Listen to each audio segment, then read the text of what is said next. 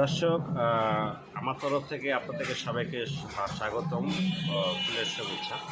আমি দীর্ঘদিন ইউটিউবে আসতে পারিনি, যে কোনো ঝামেলার কারণে ইউটিউবে চ্যানেল আমার আসা হয়নি, বা আমি ওষুধ দিয়ে যে চিকিৎসকের বিষয়ে যে আলোচনা করতাম বা ভিডিওগুলো দিতাম, এগুলো আমি দিতে পারিনি, দুঃখিত। তো এখন থেকে আপনারা প্রতিনিয়ত আমার ভিডিওগুলো পাবেন, চিকিৎসা সম্বন্ধে আপনারা ধারণা পাবেন।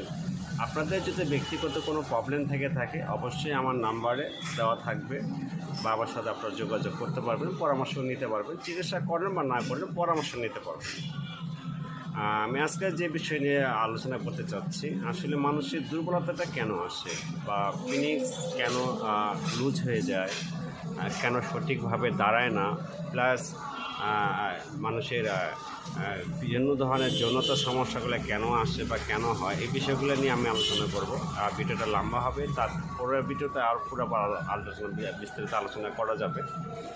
তো দর্শক, যদি কারো অতিরিক্ত স্বপ্নদোষ হয়, সেটার কারণে কিন্তু ফিনিক্সের যে রগগুলো বসে যায়, বা অতিরিক্ত হস্তমন করার কারণেই কিন্তু ফিনিক্স রগগুলো বসে যায়, বা অতিরিক্ত সহবাস করার কারণে কিন্তু রগগুলো বসে যায়, ফিনিক্সের রগগুলো বসে যায়, যার কারণেই কিন্তু সমস্যা দেখা যায় সঠিকভাবে তাকে স্ত্রীকে সময় দিতে পারে না, বা স্ত্রীর মনের তৃপ্তিকে মেটাতে পারে না, বা তাকে ওইভাবে নিতে পারে না।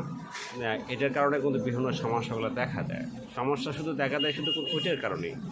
তো এখানে আরও কিছু প্রবলেম আছে, যেটার কারণে অনেকে হয়তো সে ধরনের খাদ্যের মধ্যে ব্যতিক্রম করে ফেলে, বা লিভার কন্ডিশন খারাপ হয়ে গেলে দেখা যায় তার এক প্রকার ক্ষয় চলে আসে, ক্ষয় থেকেও বিষয়গুলো হয়। দেখা যায় সে ডাক্তারের কাছে গেল, ভিটামিন বা ক্যালসিয়াম আয়রন ধরা দিল, ওই ক্ষেত্রে দেখা যায় তার ওইটা কাজ করতেছে না, তার লিভার কন্ডিশনটা লুজ, যার কারণে তার ভিতরে ভিটামিন ক্যালসিয়াম আয়রন যে জিনিসগুলো খাচ্ছে, এটা কিন্তু তার শরীরে থাকতেছে না, কারণ সে যে হজম শক্তিটা তার ভেতরে, ওই জিনিসটা সে হারিয়ে ফেলছে।